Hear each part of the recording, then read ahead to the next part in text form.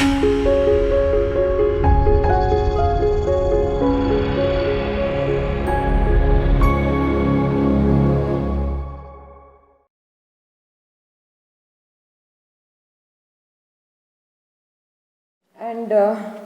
your novels are multi-layered, as in it appears very simple to a common reader, not trained in philosophy or aesthetics. But you peel the first layer, there is the human relationships, the interconnections, next the values, next the philosophy, etc.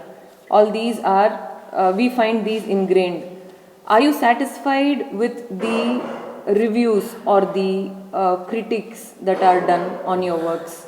Have they been You successful see, in? this critic as a separate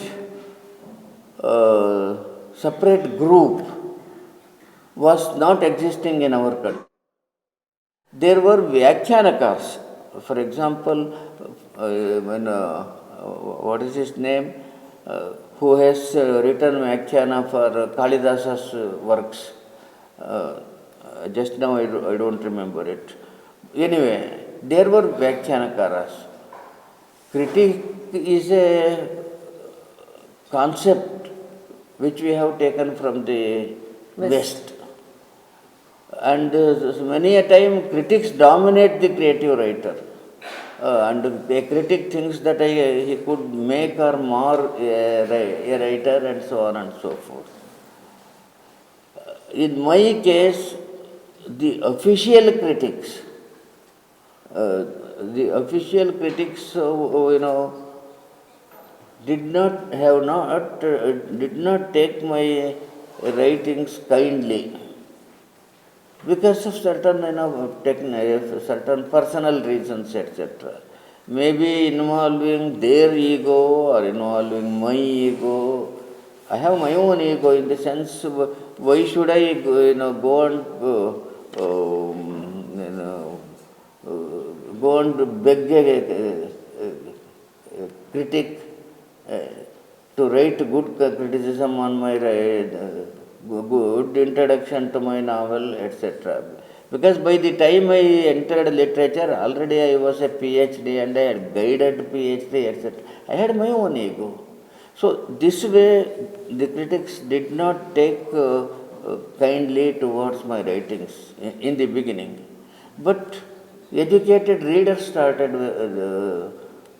reading my novels and buying my novels, and then translators took interest, and then it was translated into various other languages, and in other languages also people started appreciating, etc. So I completely ignored the critics.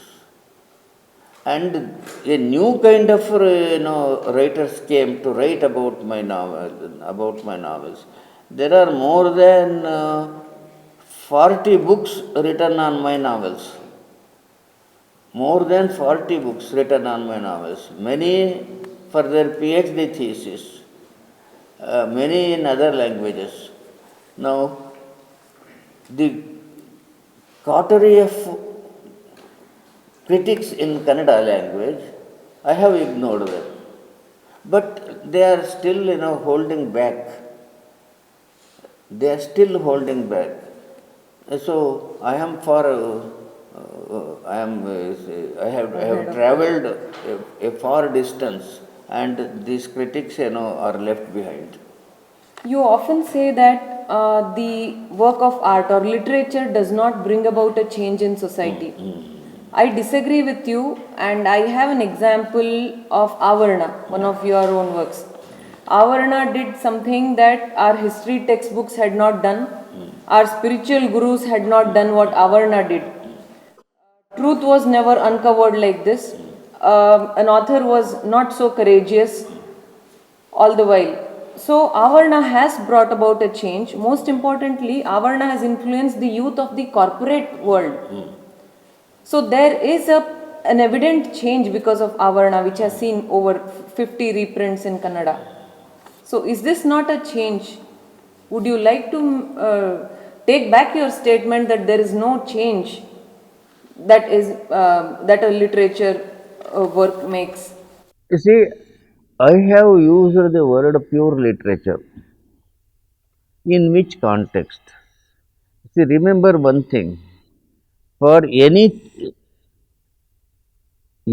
truth or any statement in high schools, there used to be questions. I think even now such questions are there in high school examinations. Who said this to whom and when? Who said this to whom and when? And they would give a statement like that. You see, 10 statements they would give, and the student is expected to answer five. And if all the five are correct, he would be given 10 marks, 2 marks for each good answers, correct answers. Now, why this exercise was done? That means for anything, it is a character which speaks, not the author which speaks. You may say it is not author's statement, it is that character's statement. When in a particular situation, in a different situation, the same character might have spoken something different. Therefore, you must always take into consideration who said this and whom and when. This, uh, these are important points. Now, when is it that I have emphasized the concept of pure literature? Because in Kannada, the ideologist, Marxists would say it's the duty of the writer to bring social revolution, economic revolution in your writing, and your writing should be subservient to this ideology. That is Marxist. Should I accept it? Then, in contrast or as opposed to that, I would say, no, I don't accept it.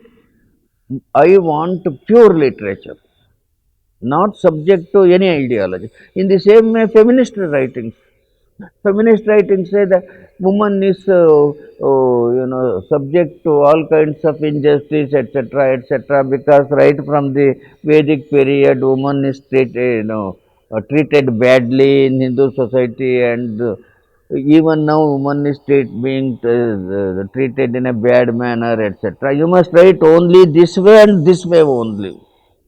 That is their ideology. Should we write accordingly? No, we should not. We should write according to our own imagination based on our experience and what we see around. Therefore, in that context also use the word no. Don't follow this ideology, but we want pure literature. What is pure literature? Pure literature, according to me, follows the principle of Rasadhvani Auchitya.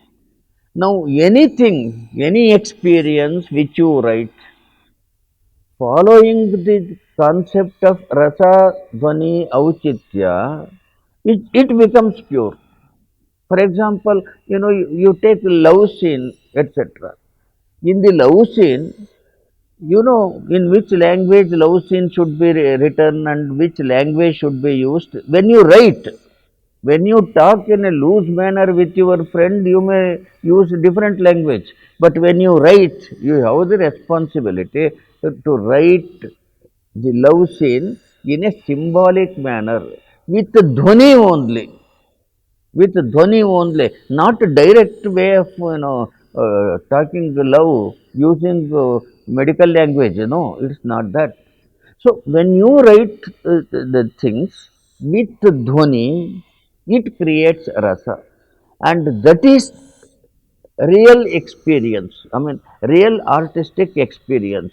And when it comes to that level, etc., all your ideology, etc., will be dissolved. But Avarna is an No, no, ideology. no. I just tell you what happens. All good literature brings some change in the individual. All good literature. What is the purpose of literature? Don't expect literature to bring social change. But you can expect good literature to bring some refinement in the individual, at the individual level. For example, a, um, a husband who becomes angry scolds his wife. A cultured husband, what are the words that the cultured husband uses when he scolds his wife? And what is the language which an uncultured husband uses? So, if you are a student of literature, your even your gali becomes highly cultured. It becomes suggestive. That means you become a refined person, and when you think, etc., you become refined. So, this good literature, if it influences the reader, it doesn't mean that every literary work influences all the readers. No, but by and large, it has this impact on the reader.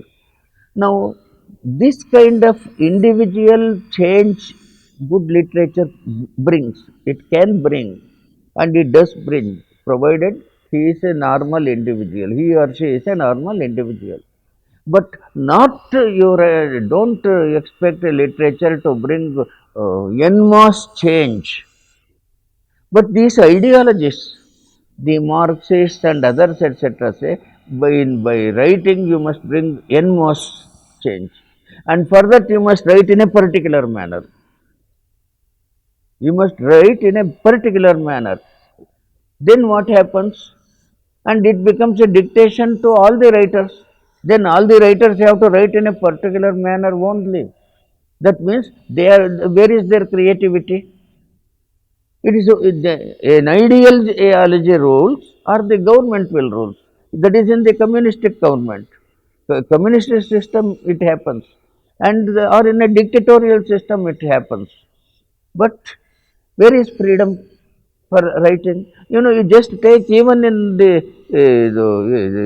during Nehru's and then Indira Gandhi's period, uh, how would they treat the novel like Avarana? They would ban it. Did they not ban Salman Rushdie's book? So this way, in that context, I use the word write pure literature and don't write this ideology literature. It is that context. To them, I am used the word. But what do I mean by pure literature? Literature which follows the principle of rasa dhvani auchitya. And rasa dhvani auchitya, a literary work which has reached the stage of rasa dhvani auchitya will never become anti-human. It will never become anti-society, and it will never become vulgar. Whatever the subject you may write, it will never become vulgar. So it is always in good taste. That is what I called pure literature. What happened in the case of Rasadhvani Auchitya is even Avarana is subject to Rasadhvani Auchitya. You see that that Rajkumara is subject to castration, the principle of castration, etc. I have described it, but is there any vulgarity in my description? And when you read that,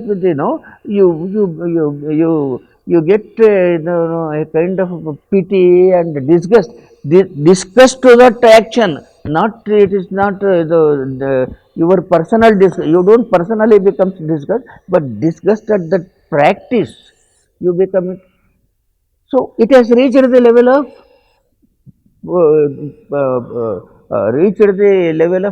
rasa. So, and there is dhvani in that novel. Now the difference is the theme. This theme was working in the minds of all the Indians, those who have suffered under the Muslims for over 800 years. It was in the mind of the people, and they wanted an expression to it.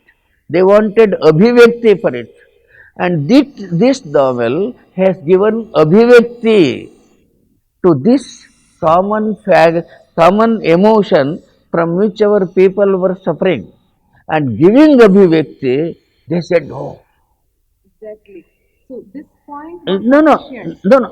Only Avarana did it, and whatever my other novels also did has given a Abhivakti. You understand I one get thing? it. Just listen to me fully. My other novels also has given Abhivakti to the social things which were bothering people, but it was in a low key. Whereas in the case of Avarana, the theme itself was so much. Such a the novel was not written because of political reasons. Because there was a kind of banning by the ruling government. There was a fear of the banning, etc. And I wrote that novel with great courage.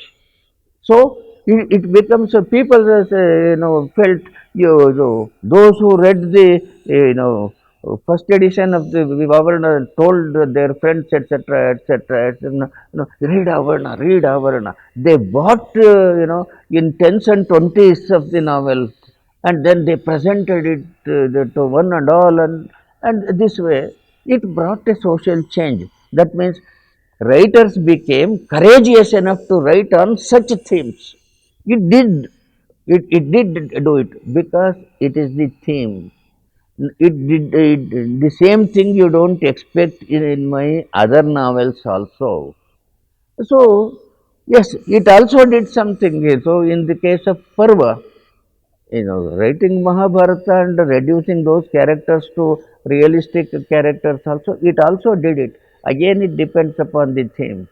It doesn't don't make it a rule that through literature you bring about revolution. I don't believe in it. But if you start with this idea, what you write will become propaganda pamphlet. Take care that you don't write propaganda pamphlet, you write work of art. And in a work of art, change is always there. What kind of change? Individual level change. In the case of Avarana, individual level change or individual refinement, it takes place on a large scale because large scale of people were having this pang inside their heart. So that is the reason. It doesn't mean that my concept of the pure literature, I am contradicting myself when I speak of desirability of pure literature by the effect of Avarada.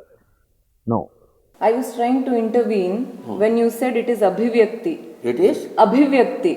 That was exactly what I was looking for. You did not have to defend Avarana in terms of aesthetic principles. Rasadhvani Auchitya, why do you have to defend a work which has awakened the Hindu consciousness, the very philosophy, or the very ethos? Why do you have to give a justification of the literature aspect of it? When you have written 24 other novels which are true to aesthetics, why do you have to explain so much? You took You a lot see- of time to defend. you You see- could have straight away said, it is Abhivyakti, it is the You impact. see, each of my novel is Abhivakti. Each literary work is Abhivakti.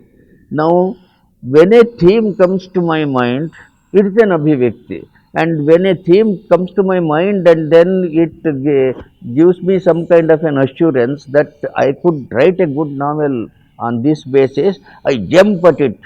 For each novel, I jump at it. And then I do my best to write it, with all aesthetic principles, rasadvani, auchitya, and so on and so forth. I make all research work if research is required, and I put my best to write the novel. Avarana is also a theme for me, one of the theme for me. That story was different. But before Avarna I had written this Sartha also. When I got the theme of Sartha, I just said, yes, fine, I could write a good novel on it. I also made the field work, I also made the reference work, etc. And I wrote, and in also in Sartha also, this Muslim thing has come in a small way. In Avarana, it has come in a big way, that is all. Not that it took Avarna specially with a goal, because I got the theme. It's an accident. The theme flashing in my mind is an accident, and it's a powerful theme, and it has got the attention of all the people, and it has given abhivekti to lakhs of readers. Other novels have not given abhivekti to lakhs of people, but it has given abhivekti to thousands of people. That is all. The underlying principle is the same. So, my advice to any writer, any young writer is, you understand the meaning of abhivekti, understand the meaning of rasadhvani auchitya, and other principles of writing.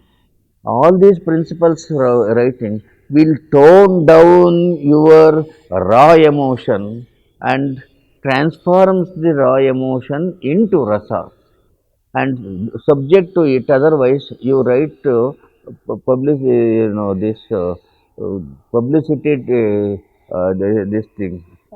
Okay. There was a writer in Karnataka, a politician. He wrote a novel on 5-year plan. Nehru introduced the concept of 5-year plan, and this man wrote on the efficacy of 5-year plan. Do you call it literature? It is equally true that had it not been for Avarna, you would not have got the following in the true sense, in the real sense of the term, of the youth, of the corporate section. Because for many, Avarna was the eye opener. I mean, this is a work, and let us look at what this author has written. So, I personally see that we do not have to go an extra mile to defend Avarna in whatever way it is. For those who, yourself and for those who know aesthetics, it adheres to the principles. But even above that, beyond that, we can say, fine, it's just a work of art, or it's an ideological novel, just take it and move forward. So, that is the message that we have from Avarna.